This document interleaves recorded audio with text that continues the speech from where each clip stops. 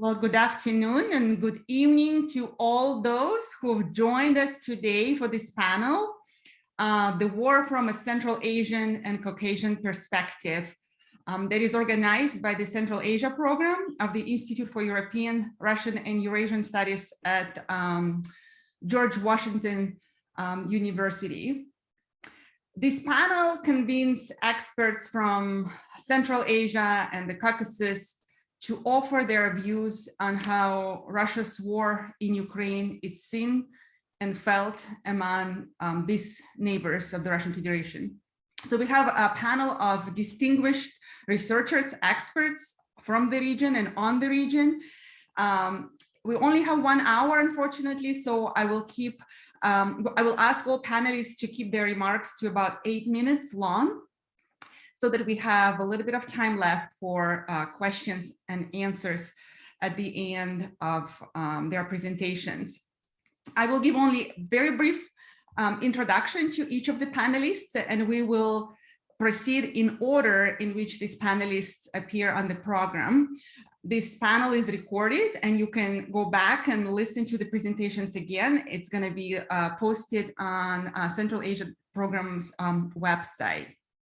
So in the order in which the panelists are listed, we're going to start with the presentation by Dr. Kornely Kakachia, who is a professor of political science at Ivane, Javakhishvili, Tbilisi State University in Georgia. And he is also director of Tbilisi-based think tank called Georgian Institute of Politics.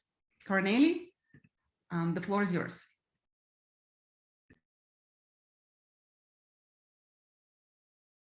Microphone, please. Kornely, you're muted.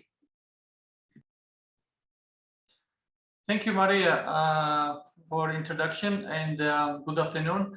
Let me first start with how tragic actually was this event in Ukraine for many Georgians, and not only Georgians but for all region.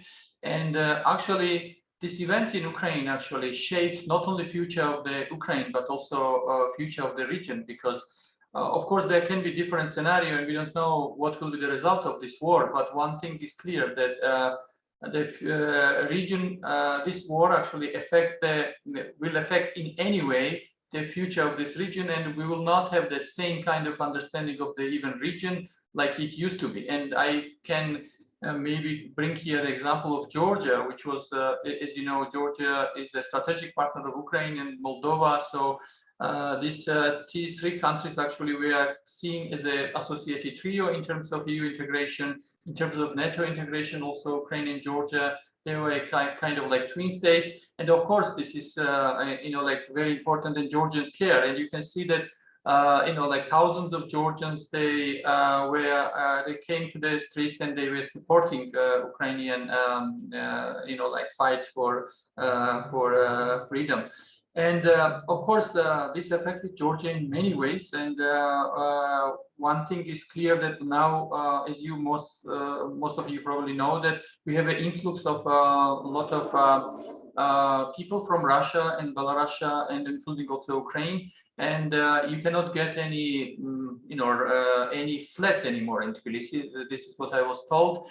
And this brings Georgia a little bit in very difficult situation, because at one point, Georgian public supports very strongly, and there was a public poll recently which just shows that more than 75% of Georgians, they support Ukraine on this.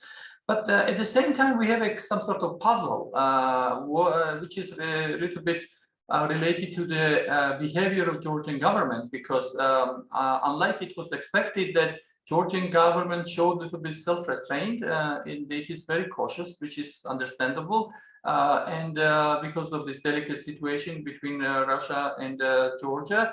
But at the same time, there was, it seems like that what we have now in Georgian foreign policy is that the foreign policy which is pursued by this government alienates our strategic partners, namely United States and the European Union. And many people in the West and also inside Georgia, they don't understand what is the logic behind of this foreign policy. So government is trying to portray this policy as a kind of pragmatic foreign policy, and they want to somehow, like to have a not to ruin the relations with Russia, which they started in 2012. But at the same time, their statements which they made in regards to Ukraine were not really welcomed either by Ukraine and not by the Georgian people. So we have even though we have very close cooperation between Ukraine and Georgia, right now it's not in the good shape because of the several statements made by Georgian officials. So this also puts Georgia a little bit in difficult situation, because I think the Georgian government already has some reputational damage in the West. I don't know, probably it will take several years until we will get back to the relations like usual. And one of the issue here is that many people actually asking what Georgia's government should do in order to avoid this kind of alienation from our partners. And just take an example of Moldova, which is also kind of applied same kind of policy. They didn't join sanctions, and everybody understands that Georgia cannot introduce any sanctions towards Russia, because Georgia depending in many ways. But what was expected is pretty much like Moldova, that Georgia should somehow join the sanctions and not to allow the Russian businesses to use Georgia as a kind of hole for their illegal businesses. And this is a little bit which worries the Georgians and also our partners. I think there's a I would say little bit some sort of misunderstanding also what's going on between Georgia and Russian governments. And during this crisis, basically what is happening is that it seems like Georgia is trying also to how to say to use this as an opportunity to have some sort of relations with Russia. And one of the examples of this was the recently Russia actually lifted some sort of sanctions against Georgia, and even offered that that some dairy products from Georgia could be exported from Georgia. And unfortunately, Georgia doesn't have anything to export in that sense. So it means like it was a political gesture. And more than that, Russian officials also several times voiced their statements that they were expecting some sort of balanced position from Georgia, which is very strange, because as you know, the two regions of Georgia is occupied by Russia, and how come that Moscow is expecting so-called balanced position. Having said that, there's a lot of questions now, what kind of foreign policy basically Georgia is applying towards Russia. And there's an even question, and there's an upcoming Ponar's memo, which will be probably posted this week, where I'm actually arguing together with my co-author that some people, including myself, we think that there's some Georgia is now kind of employing Georgian foreign policy would be characterized more like Finlandization of Georgian foreign policy. So basically, it means that Georgia is trying to pursue this European perspective, but at the same time, it seems like there's the impression that Georgia is giving some sort of informal veto to the Russia on foreign policy decision making. And this worries many people inside the Georgia, and of course, including political opposition. And then you know that how this could affect, because we have already like ongoing political crisis, which is not going to solve anytime soon. So I think with the Ukrainian crisis, especially in terms of EU integration, there is some sort of window opportunity for Georgia, but there's a lot of question if Georgia is able right now to use this opportunity, because of this internal struggle, as well as the how Georgian government actually position itself internationally. So this is pretty much very shortly what I wanted to say, and I will be more than happy to be more active in Q&A. Thanks. Thank you so much, Kornely. And now we're going to move on to our next presenter, who is Alexander Iskandaryan. He's a political scientist and the director of the Yerevan-based Caucasus Institute. Thank you, Mariya. The war in Ukraine, I agree with Kornely. The war in Ukraine has affected the entire post-Soviet space, sure, including my country, Armenia. Although it's a new and still ongoing development, the war has been ongoing for over a month, and its outcome cannot be predicted. Its impact on other post-Soviet countries is already apparent and will potentially increase. The impact is fully manifest in the South Caucasus in general and Armenia in particular. Armenia is hosting the same, an unknown really number, estimated at dozens of thousands of politically motivated, I would call them politically motivated migrants from Russia. Some refugees from Ukraine have also made it to Armenia, but they are much fewer because there are no flights from Ukraine and all roads from Ukraine to Armenia go via Russia. Contrastingly, it is quite easy for Russians fleeing Russia to reach Armenia, since there are many direct flights and entry is visa-free. For example, people going to Georgia, they go usually through Yerevan, through Armenia, because they don't have direct flights to Georgia itself. The economic impact of the war is already affecting Armenia as well. This includes restrictions imposed by Russia on its own exports. For example, Armenia imports almost 70% of its wheat from Russia. Now that Russia has suspended this export until the end of summer, Armenia doesn't yet have any bread shortages, but does have a price hike. Likewise, export of Armenian agricultural produce to Russia is important for Armenia's economy. Revenues from this export have gone down dramatically once the exchange rate of the Russian ruble went down. The war continues, other economic risks will emerge. Political risks for Armenia are chiefly connected to the Karabakh conflict.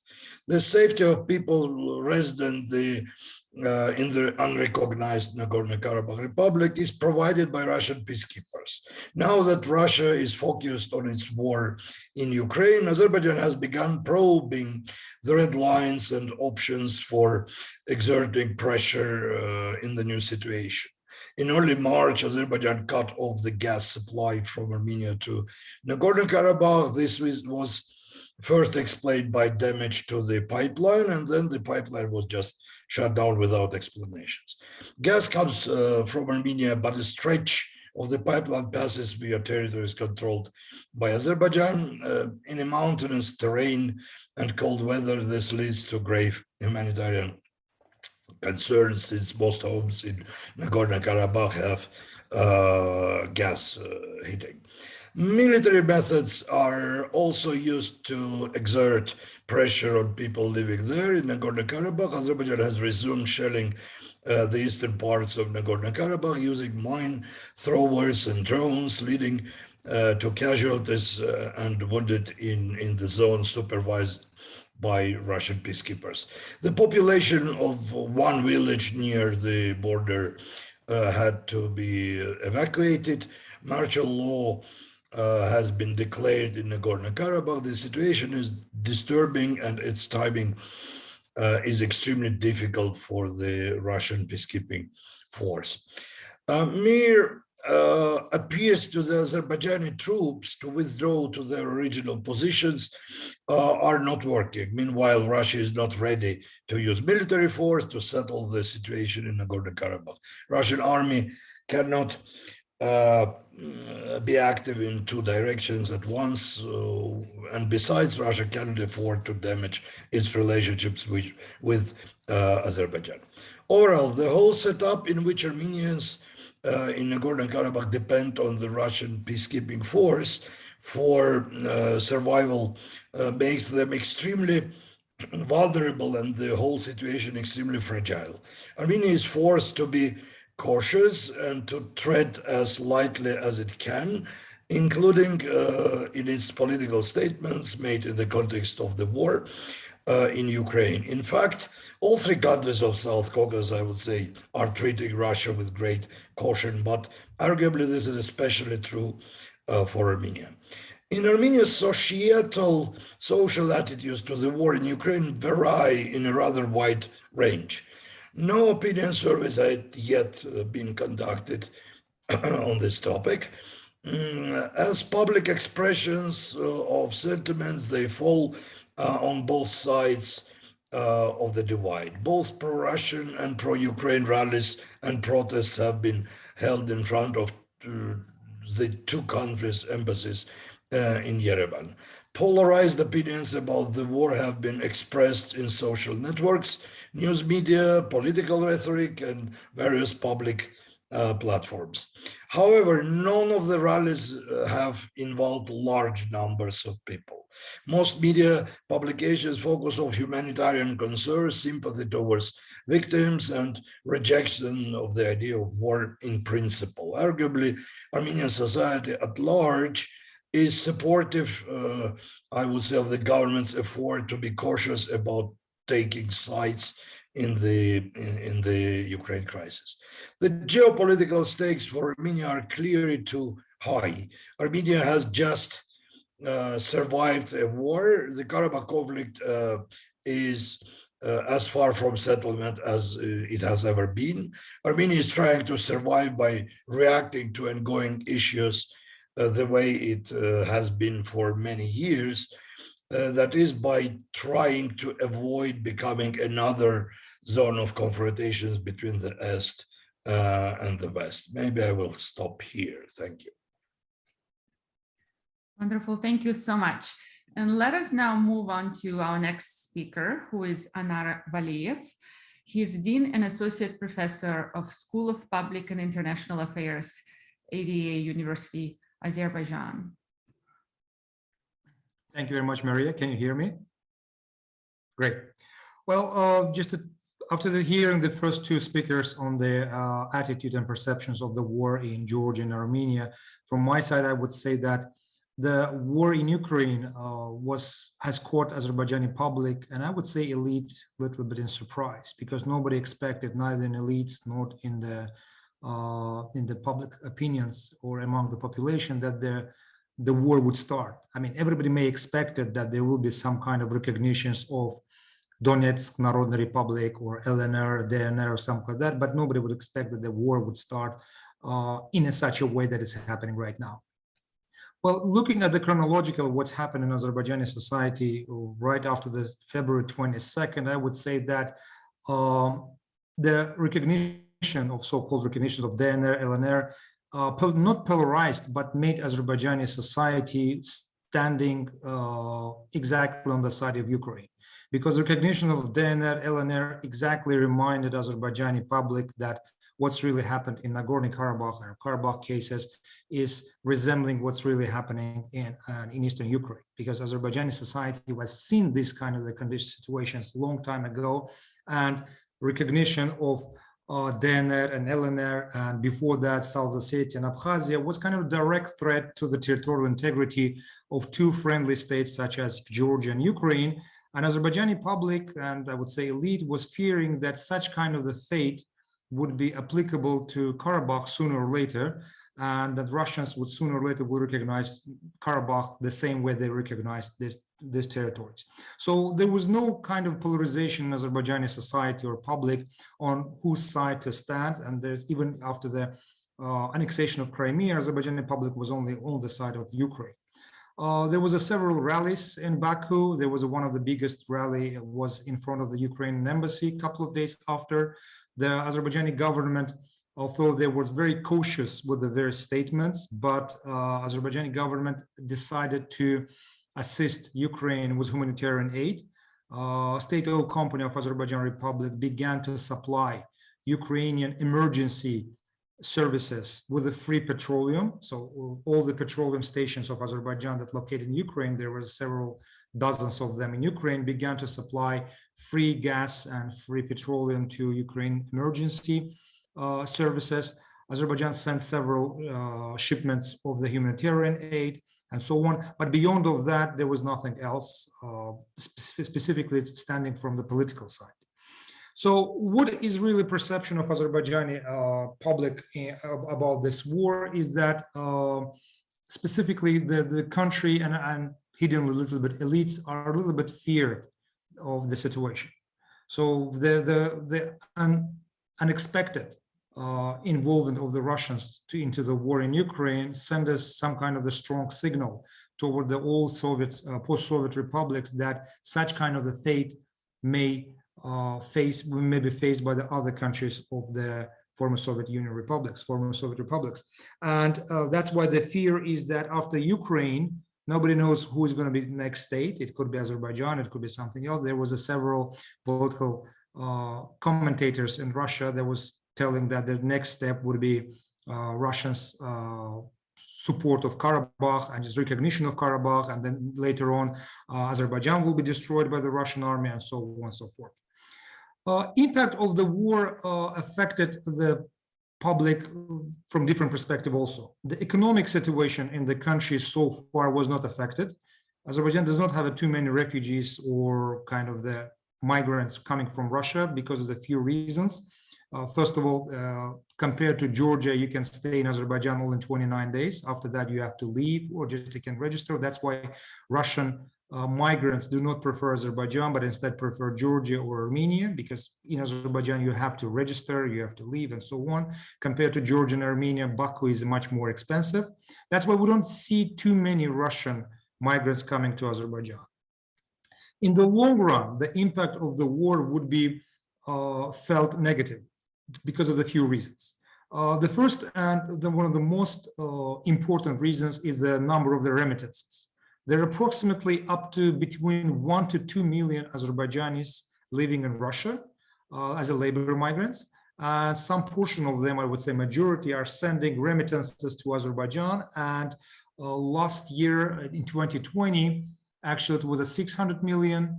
In 2021, there was approximately 900 million. So it's between 600 to 1 billion, 600 million to $1 billion is transferred to Azerbaijan every year, especially to the rural areas that allow to improve the poverty situation in Azerbaijan. So with the sanctions and economic disaster in Russia, it's expected that a number of these remittances will go down. That will negatively impact the poverty level in Azerbaijan. The same way there's approximately 500,000 Azerbaijanis living in Ukraine, many of them are also gastarbeiters or labor migrants.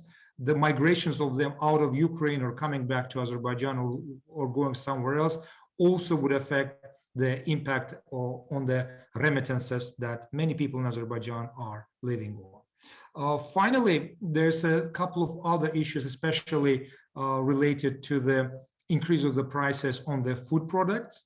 Azerbaijan has for last 4 or 5 years has imported significant share of the food product, especially grains and wheat from Ukraine and Russia.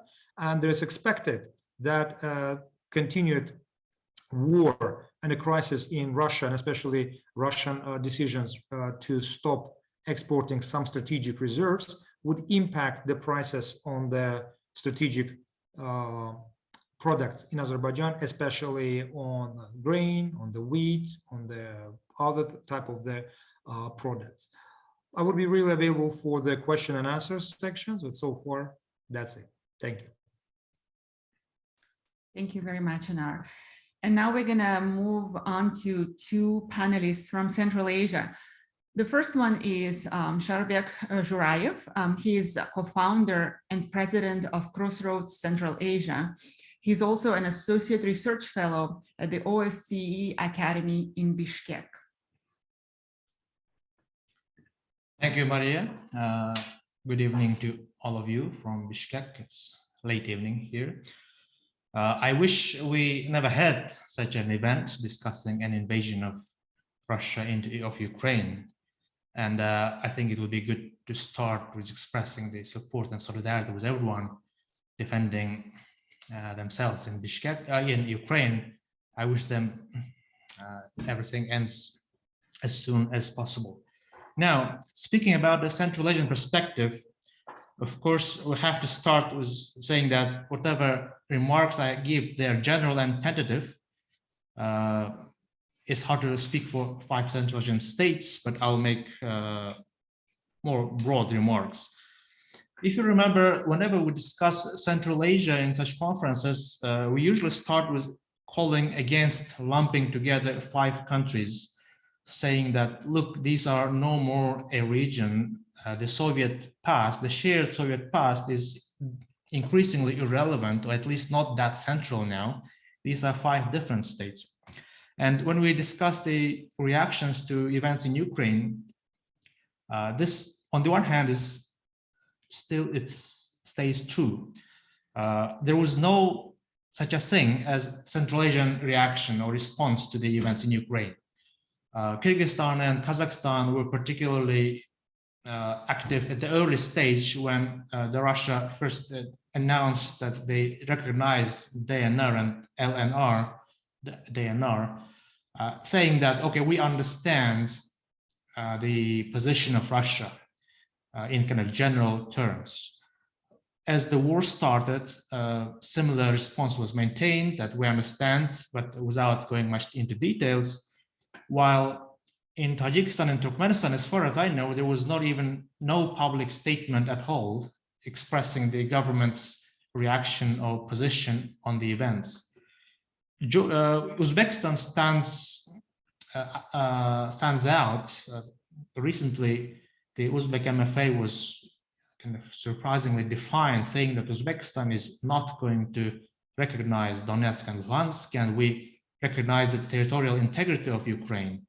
That was MFA of Uzbekistan. The president of Uzbekistan never made an open statement, but he had a couple of calls with Putin, I think. And in Uzbekistan, the reports never mentioned Ukraine, I think. And the Kremlin's press release was that Uzbek president expressed understanding for the Russia's actions and position, blah, blah, blah. So on the one hand, we have this variety of Central Asian perspectives, but I think at the same time, it's safe to say that these responses represent nothing but different shades of the same reaction. And that reaction, I would probably summarize in 3 statements. First, we don't like what's going on in Ukraine. Second, we don't really support Russia's invasion of Ukraine.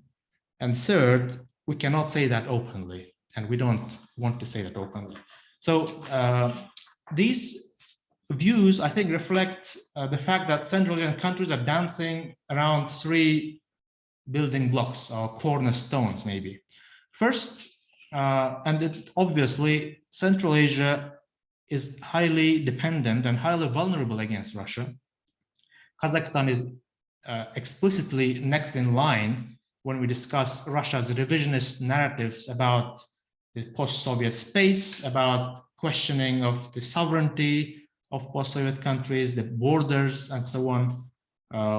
Ukraine there, Georgia is there, and Kazakhstan, if you look at Russia's discourse, Kazakhstan is routinely mentioned by ultra-right Russian politicians, but also even by leadership itself.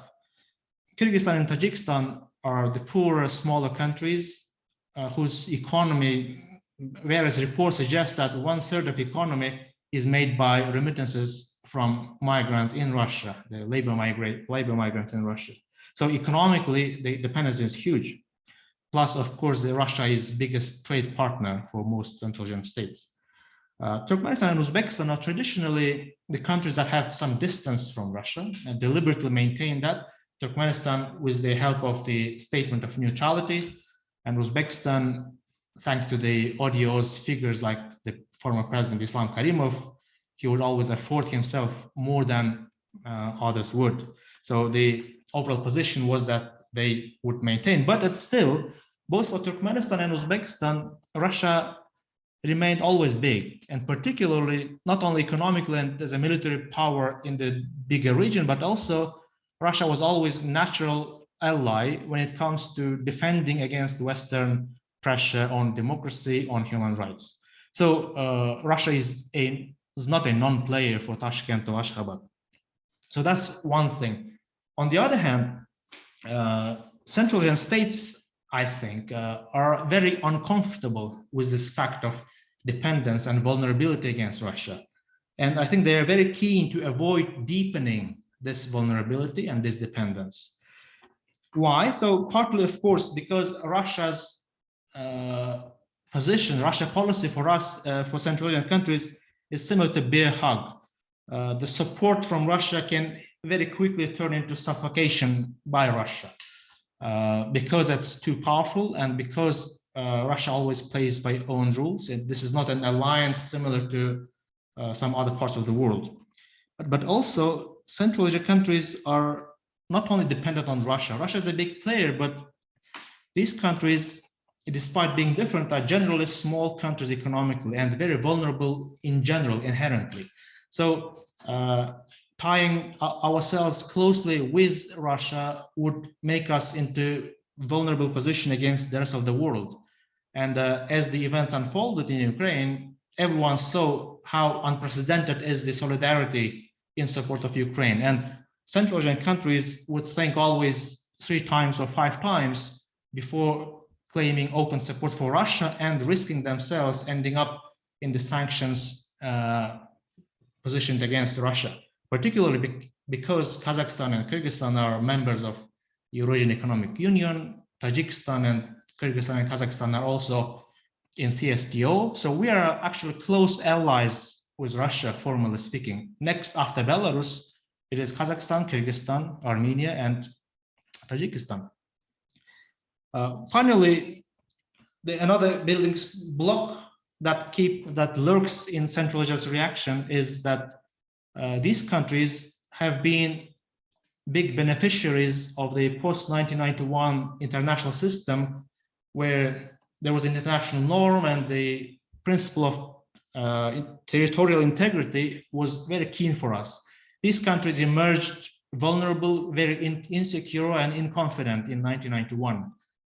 They are not small, but we have China next door, we have Russia there, and southern allies, the West. All partners are huge and big, and the principle of territorial integrity was always huge and big for us. So events in Ukraine, for us, the big thing is that Central Asian countries associate themselves more with Ukraine, less with Russia.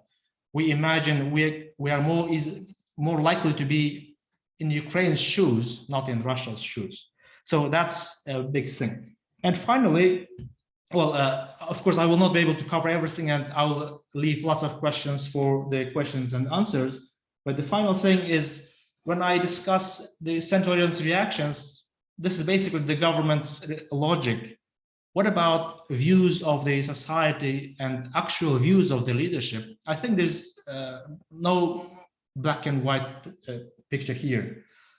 There's a huge support, just like Alexander said, in Armenia for Russia's position, thanks to huge Russian media presence and, of course, for many other reasons as well. But when we look at support, I think there's a huge understanding for Russia's position vis-a-vis the West.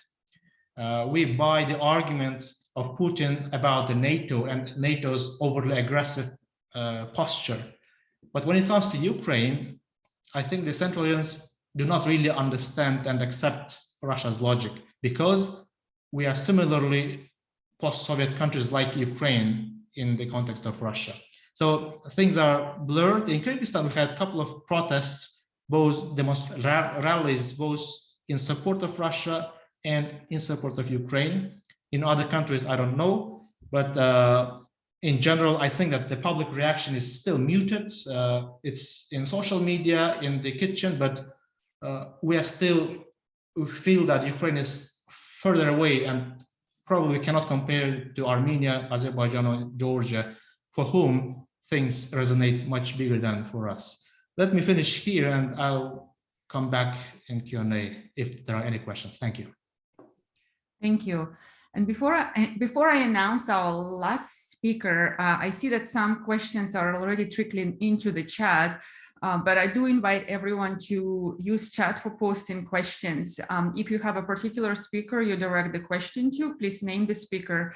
And if you're so inclined, also introduce yourself before posting the question. And now I would like to offer the floor to Karis Schenk.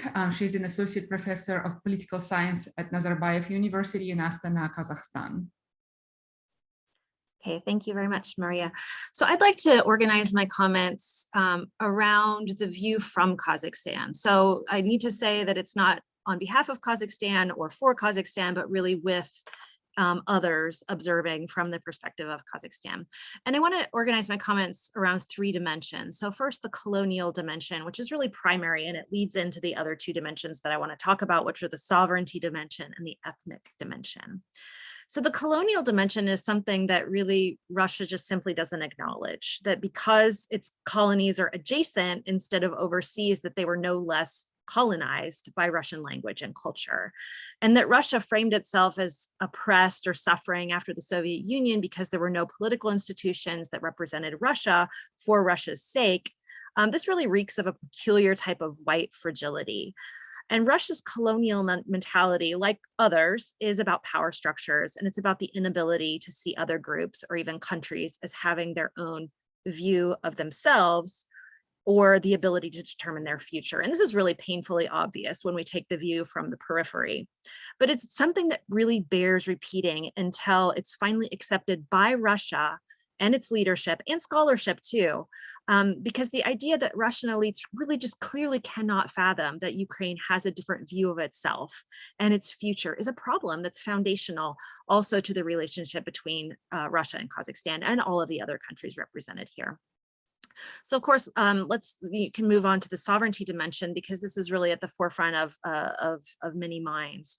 Kazakhstan was, of course, the last to leave the Soviet Union. It's often seen as a staunch ally of Russia. It's extremely economically intertwined to just a great degree. So the major oil delivery routes from Kazakhstan go through Russia. Also, the consumer markets are quite intertwined. This means sanctions will affect Russia. The ban on wheat exports or grain exports from Russia will also affect Kazakhstan, and there are various petitions going around in Kazakhstan to exit the Eurasian Economic Union. I'm not sure how much traction they're getting, but there are calls and petitions going around. And some of this is really rooted in the fear, as others have said, of just being the next on Russia's list. And I think this really drives the silence that we see coming from Nur-Sultan or Astana, the Kazakhstani government. The day after Russia invaded Ukraine, Russian Prime Minister Mishustin arrived to Kazakhstan for a Eurasian Economic Union meeting, and many speculated that Russia asked Kazakhstan to contribute troops to the efforts in Ukraine as a sort of quid pro quo for Russia sending CSTO peacekeeping troops to Kazakhstan in January when there was political unrest. It was never confirmed that Russia asked or that Kazakhstan refused, but this was part of the conversation that was going on. Later, a Kazakhstani government official did say that if Kazakhstani troops went to Ukraine, it would only be as a part of a UN peacekeeping mission. Now, President Tokayev's comments are very notoriously vague, kind of trying to play both sides, not being pro-Russia, not being too stalwartly pro-Ukraine, though there is a humanitarian aid that's also being sent. Kazakhstan, like several others, abstained from the UN vote condemning Russia's war aggression in Ukraine. And some of this fear really comes, again, from the idea that Kazakhstan is potentially next on Russia's list. And this goes back to 2014 and even probably further. But after Russia's annexation of Crimea, later that year in September 2014, President Putin made a comment that Kazakhstan had never been a state prior to 1991. And this really resonated with the Kazakhstani public. It's often seen that then President Nazarbayev responded by creating a new holiday to celebrate the 550th anniversary of the Kazakh Khanate. And these kinds of comments, every time they're made from Russia, really resonate with the Kazakhstani population. So just last week, a Moscow City Duma deputy wrote an official letter calling for the demilitarization and denazification of Poland, Belarus, Moldova, and Kazakhstan.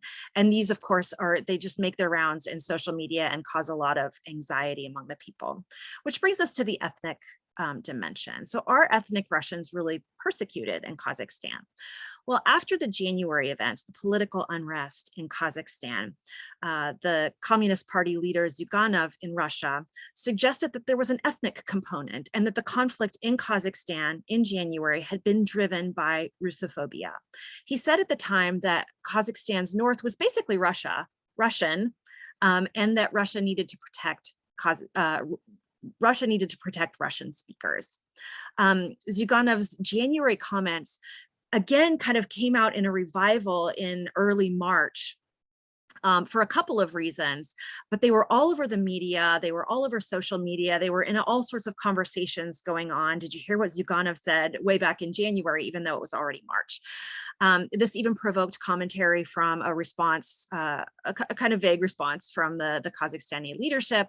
But there were two reasons for, kind of this revival of Zyuganov's comments from January. One was that Zyuganov had again made comments in March that Kazakhstan was hosting US-funded biolabs that were creating new bacterias that were going to be used to poison Russian people. But there was also an article that went around social media that really resonated with a lot of people. And this was an article written by an ethnic Kazakh in Russia that was on the de-Russification of Kazakhstan and how this was a big problem. So on the one hand, this is all just rhetoric. On the other hand, rhetoric really matters, and these rhetorical moves are really important signals. Certainly, they don't predict anything with any sort of degree of certainty. We don't know for certain that any of these countries are next on Russia's list for intervention, but it does spark speculation and it sparks fear. Of course, the media activity comes and the rhetoric comes amid flows of Russian evacuees, also to Kazakhstan, as to many other countries. But these kind of flows of Russian immigrants have come with concerns that Russians are coming with certain expectations. They are going to come in their whiteness, that they are coming with expectations of dominance. And this has created also some concern. On the other hand, Russians living in Kazakhstan are nervous that they are going to be blamed for the very clear atrocities that the Russian government is perpetrating in Ukraine. But when it comes to the question of whether Russia should intervene to protect these Russians, the Russians in Kazakhstan do not want to be rescued. Many of them were born in Kazakhstan. Kazakhstan is their home. They're not accepted in Russia. When they go to Russia, they're seen as from the sticks. They're seen as Kazakhstani. They speak Russian with an accent. They aren't Russians, they are Kazakhstani Russians, and that matters for how they see themselves and where they feel themselves belonging. So just a couple of concluding thoughts. One is that the information space in Kazakhstan is really surprisingly diverse, maybe for the first time compared to Russia. There's a public divide when it comes to information, and we definitely have a number of people in Kazakhstan that have a sense of solidarity with Ukraine. But we also have people that have a sense of solidarity with Russia that feels quite natural to them. And of course, this comes from watching Russian media predominantly. But people don't really talk about the war on the streets or in casual conversation. So I'm going to leave it right there because I'm a little bit over time, but I do want to say that I didn't have a chance to talk about Central Asian migration to Russia and how that's also impacting the region. I'm happy to take a question about that in the Q&A time. Thank you very much. So I am going to go ahead and pose a question to all of the panelists. I took liberty to paraphrase and combine a couple of questions from the chat. So the question is as follows. Hefty sanctions on Russia are forcing the flight of businesses, Western businesses and Russian businesses from the Russian Federation. Does it mean that we will see more Russian businesses moving their headquarters to Central Asia and South Caucasus? If so, what will be the consequences? Positive, more income, more investments. Negative, possible sanctions from the West, or something else? And it's for anyone to. Okay, if you allow, I can just jump in. Sure. From perspective of Azerbaijan, I would say that, well, first of all, I don't believe that the Russian businesses would massively relocate to Azerbaijan. Well, because of a few reasons. First of all, Azerbaijani market is not very competitive. It's characterized with a highly monopolistic nature. So it will be very difficult for the Russian company to relocate to Azerbaijan and compete with the local companies that have already operating in the local market. In the second one, the competitive advantage. The Turkey currently has a much bigger competitive advantage than any other countries of the South Caucasus or Central Asia, and it's open. So the question would be, why would they want to relocate to Azerbaijan if there's a much cheaper, much more globalized Istanbul or Turkey is right near there? So the question is over here is a competitive advantage. So I don't think that there could be some companies will come, for example, to Azerbaijan, but not massively from this perspective. Thank you. Thank you. If I may add, this is an issue discussed here and there in Kyrgyzstan, in Bishkek too, but I think this is in bigger picture, this is a non-issue in Kyrgyzstan. There are, of course, wishful thinking that, yes, the Russian cake is huge, even if a small portion of businessmen fleeing Russia would end up in Bishkek and Kyrgyzstan, that would mean a huge thing for Kyrgyzstan in terms of the money and so on. And there are ad hoc reports that indeed we have about tens of thousands of people from Russia who already arrived. First, of course, in Kyrgyzstan, we have a small market, but I think it's still too early. The events are unfolding, and many people think that whoever is fleeing Russia would most likely fly back to Russia when things calm down, or in case they end up not flying back to Russia, very soon they would understand that Kyrgyzstan or even Kazakhstan are not the safest place when it comes to, if it's for political reasons. We are still allies, and it's still an unknown thing. What would be the Russia Central Asia policy post-Ukraine? We don't know how things end. Is it in 2 weeks, in 5 months? We don't know, but I don't think that many of them would consider these countries in terms of the rule of law, in terms of the safety against the Russia's long arms. Central Asia would not be the safe and best place for business. But as I said, in Kyrgyzstan, the market is so small that most likely some Russians who end up here would be greeted very well. And I have reports already that there are some investors looking for opportunities in Bishkek. So, but for now, this is a non-issue. We have to return to it probably later. Thank you. If I can, Sorry. Go ahead. Go ahead. Oh, I'll just add really quickly for Kazakhstan, I do think that there's actually a possibility that because Kazakhstan's market is really large, that that this is an attractive option for the Kazakhstani government who wants to kind of capitalize on opportunity, but it is a risk. It's a huge risk. And I think that they also recognize that. And so I think that hopefully that they'll have a cautious approach.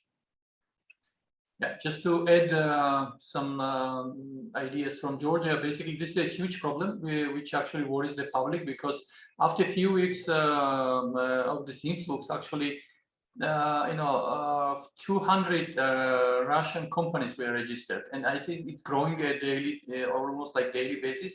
So what worries the people? Nobody really knows. It's very easy in Georgia to establish any kind of company, but what worries the Georgian people that actually it may not be some sort of hole for Russian businesses to avoid the sanctions. So that's a kind of really worries. And as you know, Georgia has a free trade with China, with the European Union, and also it enjoys quite, good access towards Russian market. So I think there's a lot of opportunities. For instance, the Russians may like for instance, bring something to Georgia and then to export actually from Georgia there. So that's why now international community basically warning Georgian government that they should try to somehow, to care about this issue.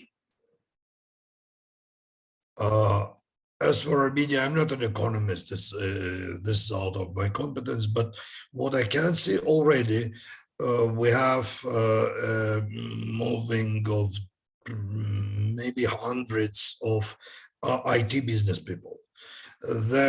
Armenia, sure, I absolutely agree with Anar, for example, or Shairbek. Armenian market is not so sexy for Russian business, and it's not, cake is not so big, etc., etc. But as for IT business, their market is mainly in the United States and Europe. Moving their businesses into Armenia is very easy. You just move people, you just are coming. Registration is very easy in Armenia. This process you already can see. People are coming with their abilities, with their money, and with their competence, IT people. And this, maybe it has a future developing of IT businesses here in Armenia with people coming from Russia. Thank you very much. There are any follow-ups, or I have several other questions we can move on to. So usually these kinds of events attract a lot of folks from the world of policy. So I wonder if you can offer any specific recommendations or examples on how your countries can reduce both economic and political dependence on Russia. So is there anything that the United States or European Union or other countries or countries from within your regions can do to help to reduce political and economic dependence on Russia? Well, if you allow me to just to start first, how to reduce dependence on Russia. Actually, Ukraine is a victim right now of such kind of the wishful thinking that they can reduce the dependence on the Russia. And look what Russia is doing with Ukraine right now, was punishing for the willingness to reduce dependence. So the first of all, there's a big fear that what we're going to do if we start to just to build the bridges with the Western society, whether it's a European Union, whether it's a NATO or some other countries, what would be Russian kind of reaction? Looking from positive perspective, I mean, of course, war is bad, but looking from our perspective, what's a positive in this war for us is that there's no discussions anymore on Eurasian Economic Union. For example, before the war, there was a certain type of discussion. There was emissaries of the Russian government coming to Azerbaijan and talking about beauty or attractiveness of the Eurasian Economic Union for Azerbaijan to enter. The old discussions ended. The discussions about joining Azerbaijan Eurasian Economic Union is dead. No more is discussing that, especially taking into consideration recent sanctions. So that's one of the most positive things that would reduce the kind of the dependence on Azerbaijan or willingness of Azerbaijan in future to just be joining of Eurasian Economic Union. The second thing is right now what Azerbaijan is trying to do is kind of reduce the import from Russia, especially related to the food products, wheat, grains, and also reorient its export, because most of our Azerbaijan agricultural exports going to Russia. And it's expected that at some point Russia may impose certain type of the restrictions on export of Azerbaijan agricultural products. So there's a lot of right now efforts of Azerbaijan to reorient its export from Russia to European Union countries. Thanks. If I may also, from Georgian perspective, basically this is a big problem for Georgia, because I think what we saw after 2012, that with the Georgian Dream government coming, dependency to Russia actually increased, and Russia was number 5th trading partner before 2012, and now it became number 2nd after Turkey. So that's a huge problem for a country like Georgia.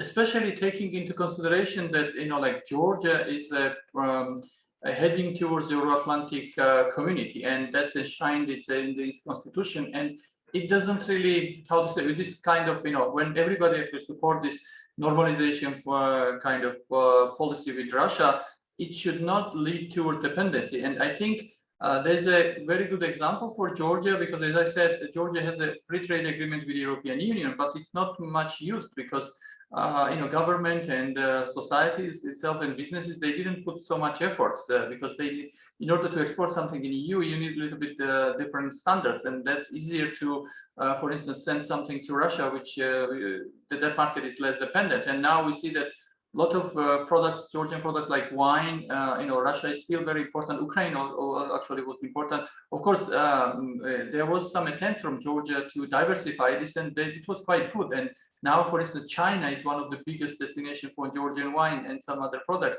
But I think that Georgia really needs to think twice, because it will definitely affected by this war, because both of the countries, Ukraine and Russia, were the suppliers of Georgia in many ways. And I think Georgia really needs to think, and there should be some, I would say, help also from international community, including United States, just to support, export of Georgian products, and to help them with this meeting the international standards, and especially EU standards. I think that would be something which could be helpful.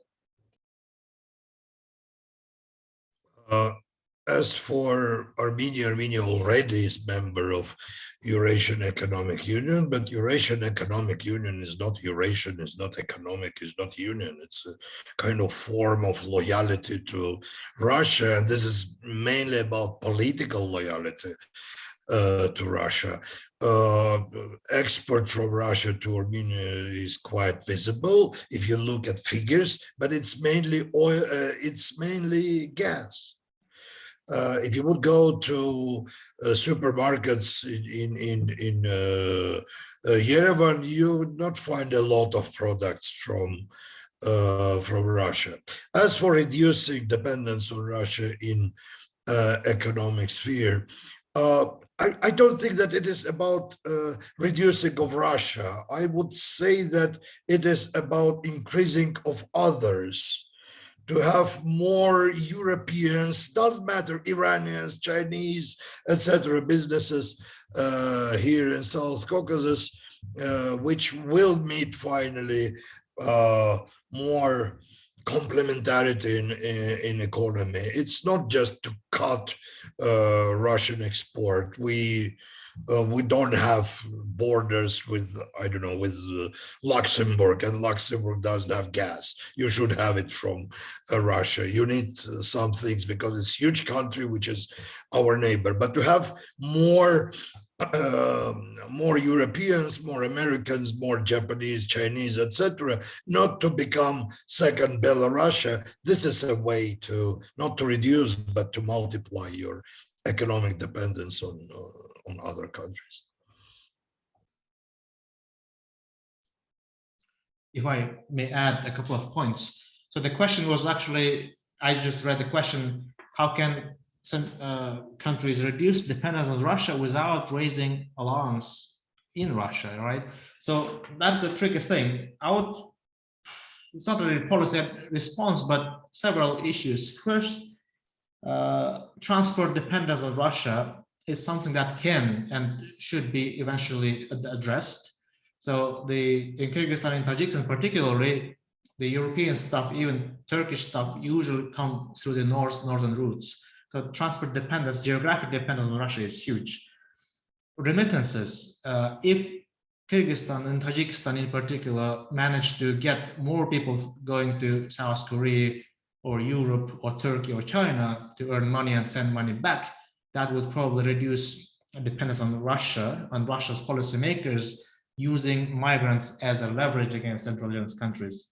And if Russian economy suffers heavily, that would already happen. And I think that is already happening to some extent. Then to merge with a couple of other questions, there was a question about Central Asian Union. I don't believe that's something coming and that's something realistic to discuss, but the greater degree of Central Asian solidarity and Central Asia's platform, regional platform, would, at least rhetorically, mean lesser dependence on Russia in determining the policy.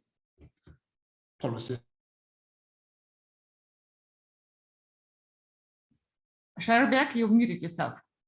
Okay, finally, on Turkey and China, there were also questions. What about China and what about Turkey? I'm not addressing those questions, but in the context of this question, indeed, Turkey and China are two actors that are emerging as very attractive because they are not taking anti-Russian stance and they are not affiliated with Russia either. And Turkey is already acting very aggressively on it.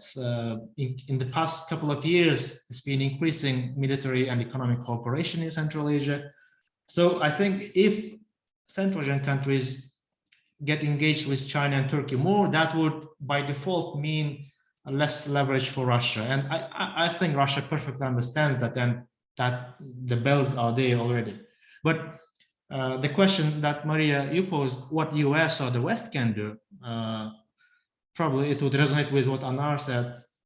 And I heard from some Kyrgyz diplomats, the less West is engaged with Central Asia, or particularly Kyrgyzstan, the less problems we have with Russia. So I don't think that there is something very particular that the West can do to help. Probably the best thing that what the West can do is not to press too much of anti-Russian stuff in Central Asia. But eventually, I think that is this process of decreasing the dependence on Russia is inevitably coming. China is a big factor, and the growing Central Asia's economy, increasing confidence of the domestic regimes will be critical variables that will eventually, I think, lead to in that direction in the longer term. Yeah, thank you. Thank you. Well, we are almost out of time. I just want to see if Karis, do you have anything to add before we? Sure. Yeah. No, I think that, I mean, all of these comments really resonate for the Kazakhstani case as well. And I think, you know, as much as advantage has come from cooperating with Russia, I think now there's this real sense that this has become morally entangled in a new way that's really ugly, and that that people would really like to wash their hands of. And so I think that, you know, hopefully that will, you know, Kazakhstan has been traditionally a balancer, right? Balancing between China and Russia and the West. Looking south, I think, is a good opportunity, right? There's a lot of development opportunities in Central Asia that Kazakhstan could really facilitate in many ways. I mean, there's a lot of great resources, human resources, land resources, and things like that. That would be a great way to cooperate regionally without aggravating Russia too much. But we'll see. It's really hard to predict. Thank you very much. Well, we are unfortunately out of time, but I do want to acknowledge the fact that all of our panelists are prolific writers. Kornely has a report coming out. Karis has a book, Ponders Eurasia and Central Asia program. Have multiple publications by this author. So even though we haven't had a chance to get at all of the questions, I think you can read more of their commentaries on those other platforms. So I want to be cognizant of our panelists' time, because there is time difference. I know it's evening and your families may be waiting. And I want to also express thank you to all of those supporting Ukraine, and we are, loyal to Ukraine. And again, thank you. And you can watch the recording of this panel. It will become available on Central Asia Program website. Thank you, Mariya. Thank you. And everyone. Bye. Yeah.